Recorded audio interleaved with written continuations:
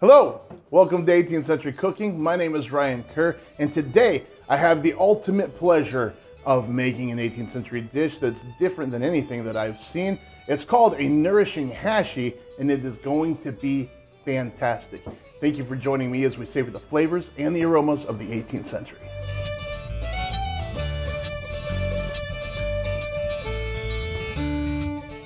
We're carrying a new cookbook. We haven't had it for very long, and John gave it to me to flip through it and check it out. Obviously, we already have a lot of things marked in it, and it looks fantastic. But while flipping through it, I saw a recipe that uses leftovers. And using leftovers always excites me. I have 4 children. We have lots of food. There always is lots of food left over. You know, sometimes kids don't necessarily want to eat what you put in front of them. Sometimes you make so much food because you think, I've got a lot of mouths to feed, and then it goes into the refrigerator. So anytime I find a recipe here where it's like, oh yeah, people in the 18th century had to figure out what to do with leftovers as well, that gets me excited and I want to try it. So this recipe comes from the closet of the eminently learned Sir Kenelme Digby. Opens.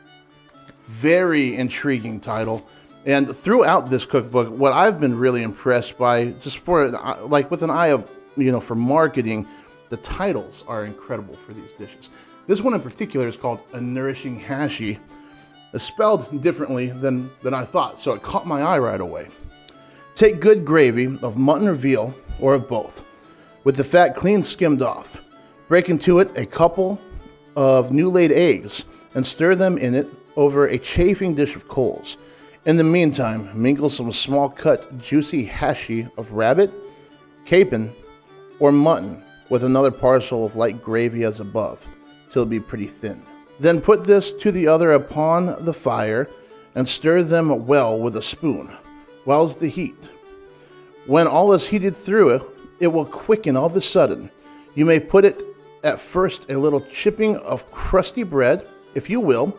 Season this with white pepper, salt, juice of orange or verjuice, of burberries, or onion, or whatever you like best.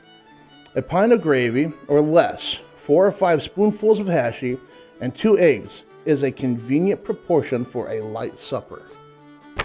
Wow, there's a lot to unpack here. I'm excited to dig into it. We might even, we might experiment a little bit along the way. We'll see what happens. I'm excited. There are a couple ways to look at this. Usually when we read recipes from the 18th century and we see oranges, we assume that it's Seville oranges, which are bitter oranges. I'm not sure if that is what this is alluding to here. It says juice of orange, burberries, or onion, or what you like best.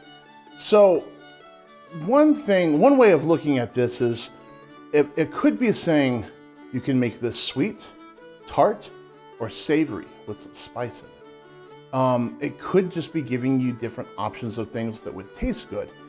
I don't really know what it's going for, but I really feel like this one is saying, make this to your palate. If you like sweet things, go that direction. If you want it tart, it can do that. And throw some onions in there if you want it to be a little spicy. You could probably even throw some garlic in there if you're doing this at home. I'm not gonna do it because it didn't call for it. But I think that's the idea that we're supposed to get from this. To get this recipe started, we need to get our gravy in the pan with a couple of eggs and then get it whisked up and over the fire. While that's working, we're gonna mingle our meat, our leftover meat here, with some good gravy into a bowl. And now I don't have any mutton. It said rabbit, chicken, or mutton. I don't have any mutton, so I just used beef because I did have some beef. And whatever leftover meat you have in this, maybe not fish, but other than that, I think it's gonna be good. Fish could be good, I don't know. Try it and let me know in the comment section.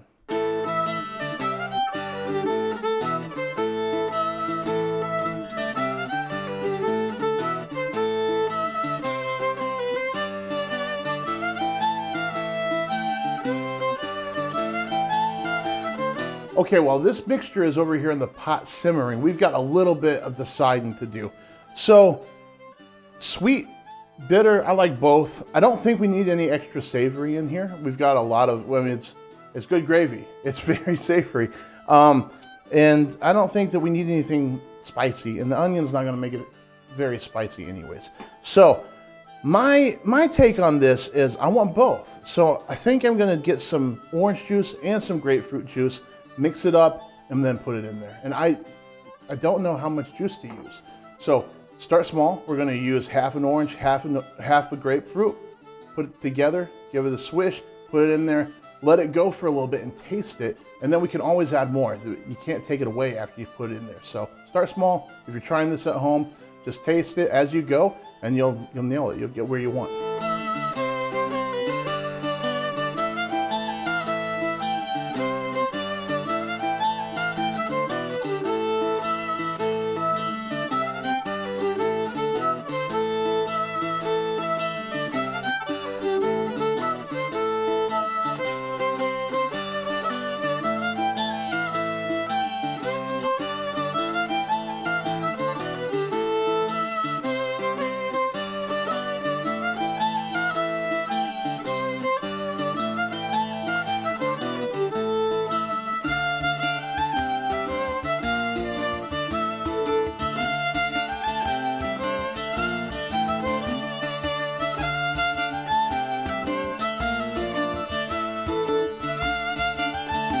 This is over here in the pot. It's working. I just put some salt and some white pepper in there.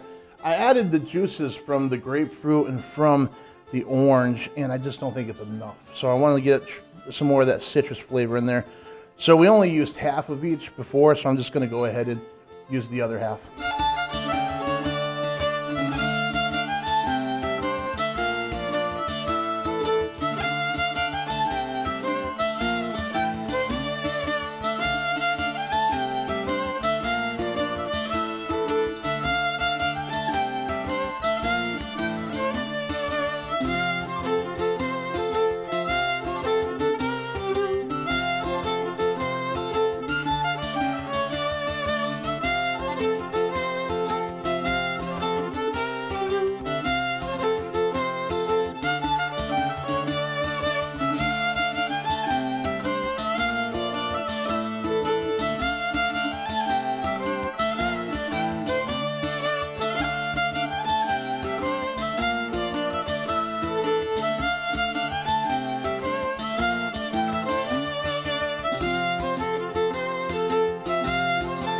Our hashi is done.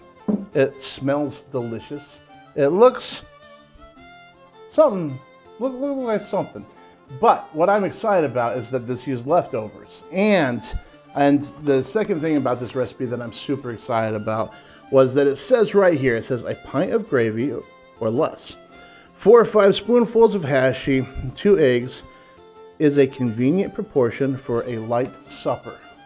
We don't have oftentimes people writing in a cookbook, this is the amount for a meal.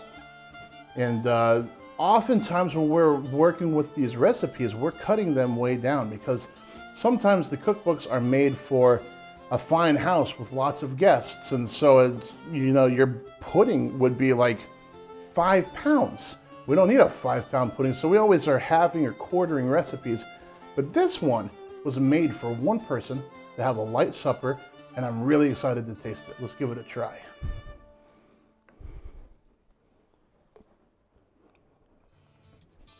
Whoa, that's interesting. So I gotta be honest, while I was cooking this, I was taking little tastes, but I didn't taste it after I put the breadcrumbs in. And what happens with the breadcrumb, the bread soaks up all the citrus.